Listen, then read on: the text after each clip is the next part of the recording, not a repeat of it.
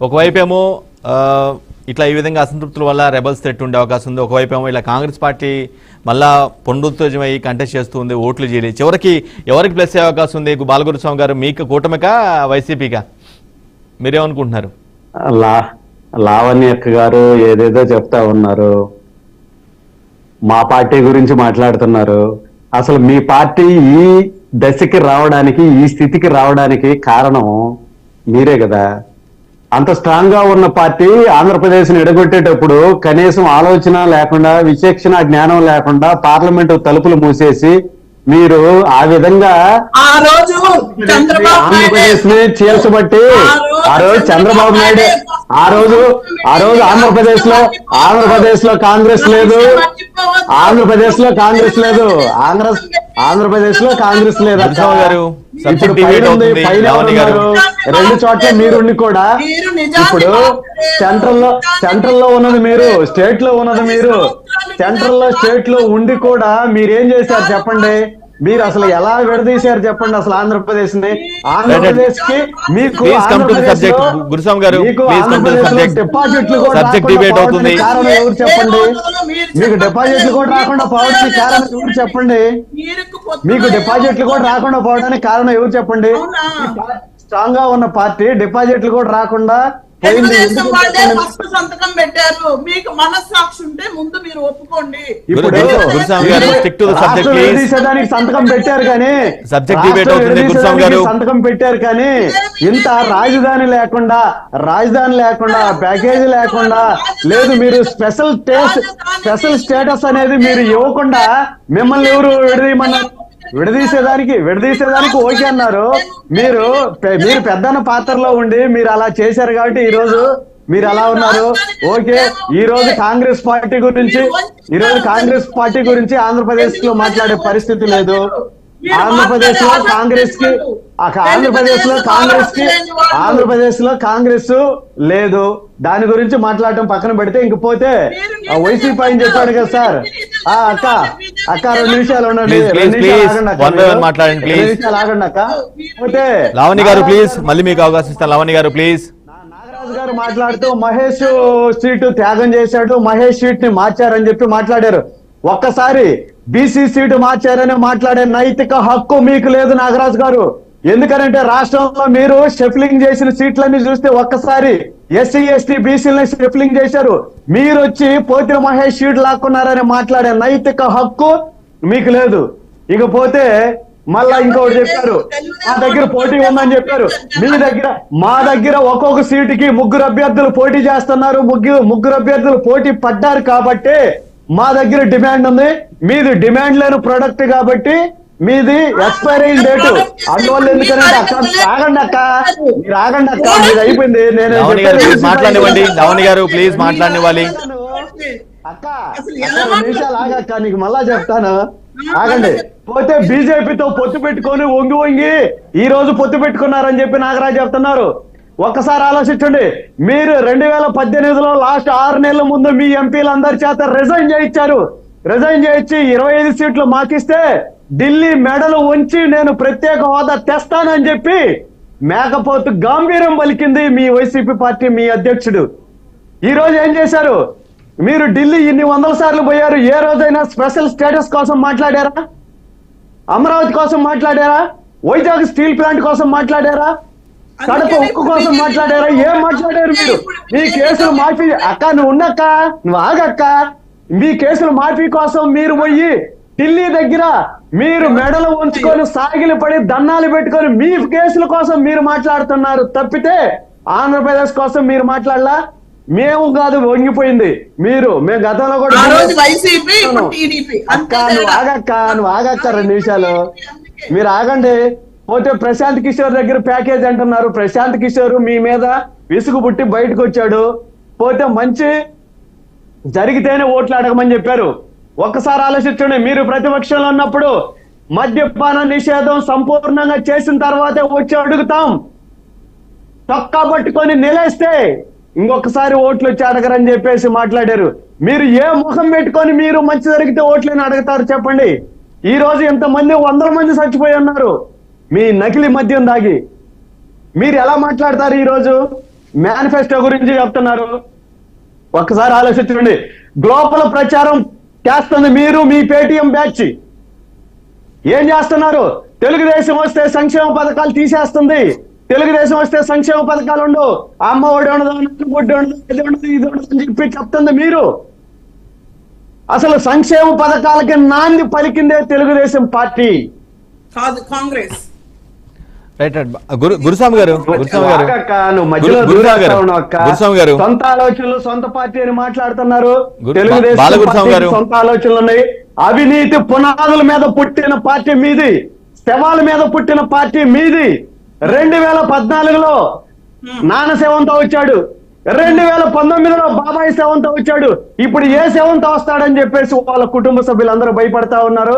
అందువల్ల తెలుగుదేశం పార్టీ గురించి మాట్లాడే నైతిక హక్కు మీకు లేదు నాగరాజు గారు. ఒక్కసారి ఆలోచించండి. రాబోయేది మేమే. కూటమి ప్రభుత్వం వస్తుంది, ఆంధ్రప్రదేశ్ లో కూటమి ప్రభుత్వం ఏర్పడిపోతుంది. చంద్రబాబు నాయుడు గారు ముఖ్యమంత్రి అవుతున్నారు. మీకు కంగారు అక్కర్లేదు, ఆలోచన అక్కర్లేదు. మేము గవర్నమెంట్ ఫామ్ చేయబోతున్నాం. మేము సంక్షేమ పథకాలు కావచ్చు, డెవలప్మెంట్ కావచ్చు, ఏ అయితే జనాలకు చెప్తామో మేనిఫెస్టోలో పెడతామో అవి నువ్వు చెప్పక్క. వేణుగారు చెప్పక్క అసలు స్పెషల్ స్టేటస్ ఇవ్వకుండా ఆంధ్రప్రదేశ్ గొంతు కోసిన పార్టీ కాంగ్రెస్ పార్టీ. ఈ కాంగ్రెస్ పునాదులు మొత్తం కోకట వేలుతో కూడా పెగిలించుకోపోయింది ఆంధ్రప్రదేశ్ లో మీ పార్టీ. అంతా అయిపోయి ఇప్పుడు ఏదో వచ్చేసి మేమేదో పోటీ చేసి మేమేదో పొడుస్తామని చెప్పి చెప్తున్నారు. మిమ్మల్ని ఎవరు నమ్మరక్క, మిమ్మల్ని ఎవరు నమ్మరు. మీరు ఎందుకనంటే వైసీపీ పార్టీతో జత కట్టి మీరు ఈ రోజు వేసి వేస్తున్నారు. జనాలందరూ గమనిస్తారు. మీ పార్టీని ఎవరు కాంగ్రెస్, పిల్ల కాంగ్రెస్, ఆంధ్రప్రదేశ్ రాష్ట్రంలో నమ్మే పరిస్థితిలో ఆంధ్రప్రదేశ్ ప్రజలు లేరు. మీకు మీ పార్టీకి నౌకలు చెల్లిపోయినాయి. మీ పార్టీ గ్రౌండ్ లెవెల్లో ఆంధ్రప్రదేశ్ ప్రజలు దాదాపు 1000 అడుగుల లోతులో మీ పార్టీ ఇంకా రాదు. ఎక్కలేదు. మీరు ఎందుకనంటే వైసీపీ చీల్చేదానికి మీరు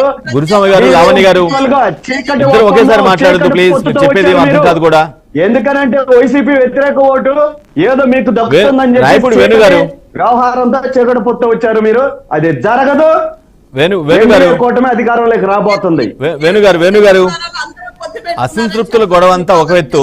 వేణుగారు అక్క ఇప్పుడు ఈ రోజు దాదాపు 70 సంవత్సరాల స్వాతంత్ర భారతదేశంలో ఇన్ని సంవత్సరాలు ఇండియాని ఏలిన కాంగ్రెస్ పార్టీ ఈ రోజు నామరూపాలు లేకుండా పోయి ఏ రాష్ట్రం లేకపోయినా కూడా పొత్తులు లేకుండా పోటీ చేయలేని పరిస్థితిలో మీరున్నారు.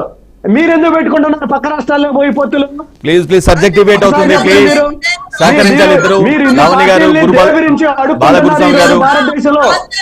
భారతదేశంలో ఎక్కడికి పోయినా కూడా ఇండియా కూటమితో పొత్తులు పెట్టుకోండి అని చెప్పి మీరు అన్ని పార్టీల్ని ఈ రోజు మీరు అడుగుతున్నారు. మీరు ఎందుకు అడుగుతున్నారు?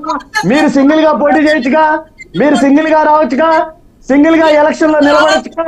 మీరు ఎందుకు ఇన్ని పార్టీలు పెట్టుకుంటున్నారు? ఒక్కసారి ఆలోచించండి. అందువల్ల మీరు ఎన్ని చెప్పి తల్లి కాంగ్రెస్ ని, పిల్ల కాంగ్రెస్ ని నమ్మరు. ఈ రెండు పార్టీలు నమ్మరు. ఆలోచించండి. బాబాయిని చంపిన కేసును కూడా తేల్చలేకున్నారు. తండ్రిని రిలయన్స్ వాళ్ళు చంపేశారని చెప్పారు. ఆ రిలయన్స్ వాళ్ళకి ఈ రోజు రెడ్ కార్పెట్ వేసి పరిసి అంబానీ వస్తే ఇంటికి తీసుకెళ్లాడు. ఆయన చెప్పిన పరిమళ నత్వానికి ఈ రోజు రాజ్యసభ సీట్ ఇచ్చాడు. ఆ రోజేమో రిలయన్స్ వాళ్ళు చంపేశారని చెప్పి మాట్లాడారు. అందువల్ల ఎందుకనంటే తల్లి కాంగ్రెస్ కి, పిల్ల కాంగ్రెస్ కి నోకలు చెల్లిపోయాయి.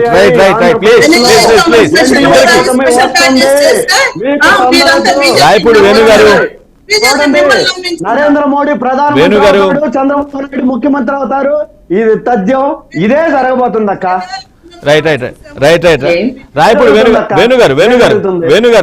రాయపూడి వేణుగారు ఎక్కడైతే గొడవలు జరుగుతున్నాయో, ఎక్కడైతే నిరసనలు ఉన్నాయో అవన్నీ ఒక ఎత్తు, అవి పక్కన పెట్టండి.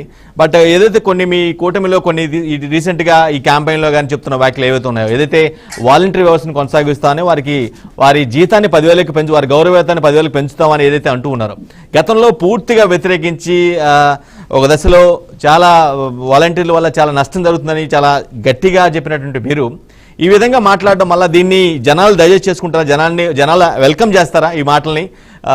గౌరవవేతనం పెంచడం కానీ, వాలంటరీ వ్యవస్థను కొనసాగించడం కానీ, ఈ మాటల్ని జనాలు వెల్కమ్ చేస్తారా? దానికన్నా నేను ఈ ప్రశ్నకి సమాధానం చెబుతాను. దానికన్నా ముందు ఇందాక సోదరి లావణ్య గారు చెప్పినట్టు కూటమి అనేది అనవసరమైనటువంటి విషయంగా ఆయన భావిస్తున్నారు. ఎందుకంటే కాంగ్రెస్ పార్టీ కూడా కూటమితోనే ప్రయాణం చేస్తుంది కాబట్టి ఆ మాటని సోదరి వెనక్కి తీసుకోవాల్సిన అవసరం ఉంది. ఎందుకంటే కూటమి యొక్క అవసరం ఏంటి అనేది నేను ఒక చిన్న ఎగ్జాంపుల్ చెబుతాను. ఒక మనుషుల్ని చంపేటువంటి ఒక పులి పట్టుకోవాలంటే దానికి ఒక వల కావాలి, దానికి సంబంధించినటువంటి మనుషులు కావాలి, ఒక 10 మందో ఎంతో మంది ఒక పులిని. దాని నైజం ఏంటంటే మనుషుల్ని చంపేటువంటి ప్రవృత్తి దానిది కాబట్టి దాన్ని పట్టుకోవాలంటే అది సింగలే అవ్వచ్చు, అది సింహం అనేది ఏమన్నా పులి ఏమన్నా సింగలే అవ్వచ్చు, కానీ దాన్ని పట్టుకోవడానికి కొంత బలం అనేది అవసరం. కాబట్టి ఇప్పుడు ప్రస్తుత పరిస్థితుల్లో ఉన్నటువంటి మన యొక్క ఆంధ్రప్రదేశ్ లో ఉన్నటువంటి ప్రస్తుత పరిస్థితుల్లో నేను సింగలో అని చెప్పి చేతులెత్తి చెప్పేటువంటి జగన్మోహన్ రెడ్డి గారిని ఈ ప్రభుత్వాన్ని అంతమొందించాలంటే కూటమి యొక్క బాధ్యత ఎంతైనా ఉంది. ప్రజల యొక్క బాధల్ని, ప్రజల యొక్క కష్టాల్ని, ప్రతిపక్షాలు పడుతున్నటువంటి అనేక రకాలైనటువంటి సమస్యల్ని మరి పరిగణలోకి తీసుకుని కూటమి ఏర్పడింది అనేది మరి సోదరి లావణ్య గారికి తెలియజేస్తూ, మేము అపోజ్ చేయట్లేదు. ఎవరైనా ఎవరితో అయినా పొత్తులు పెట్టుకోవచ్చు. 2 సార్లు రాష్ట్రాన్ని మోసం చేసిన వాళ్ళతో తెలుగుదేశం పొత్తు పెట్టుకొని వాళ్ళ సొంత నాయకుల్ని రోడ్డు మీదకి ఇచ్చింది. నేను చెప్పాలంటే గురువింద పూసలాగా వాళ్ళు చేసిన తప్పులు వాళ్ళకి అర్థం కావట్లేదు. అసలు అడ్డగోలుగా లోపభూయిష్టమైన చట్టము, పైగా మొత్తం కాంగ్రెస్ జీవితం బతుకంతా చీకటి ఒప్పందాలే, పాకిస్తాన్కి చీకటి ఒప్పందాలు, ఆఖరికి ఇప్పుడు కచ్చదీవులు కూడా. ఇప్పుడు కొత్తగా తెలిసిన విషయం ఏంటంటే 75 ఎమర్జెన్సీ టైంలో ఎవ్వరికీ తెలియకుండా ఇందిరాగాంధీ అమ్మగారు ఈ కరుణానిధితో పొత్తు పెట్టుకుని కచ్చదీవుల్ని కూడా శ్రీలంకకి రాసి పెట్టించేశారు. ఈ రోజు మన దేశ పరువుని ఈ పప్పు నాయకుడేమో అమెరికాలో తాకట్టెట్టేసి అసలు మొత్తం పరువు అంతా తీసేస్తున్నారు. వీళ్ళ ఇటువంటి అసలు నాయకత్వ లక్షణమే లేని ఈ పార్టీని నమ్ముకుని వీళ్ళందరూ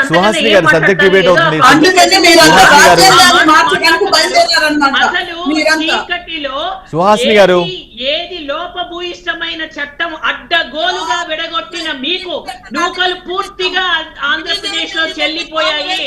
యూ డోంట్ హ్యావ్ నైతిక వాల్యూ, నైతిక విలువ లేదు. ఈ దేశం ఇవాళ అగ్ర రాజ్యాలతో పోటీ పడుతూ ఈ దేశం ఈ రోజు it's going to be super power. ఈ రోజు ఇండియా అన్నది, ఈ రోజు భారతదేశం is going to be super power. అది భారతదేశం ఈ రోజు.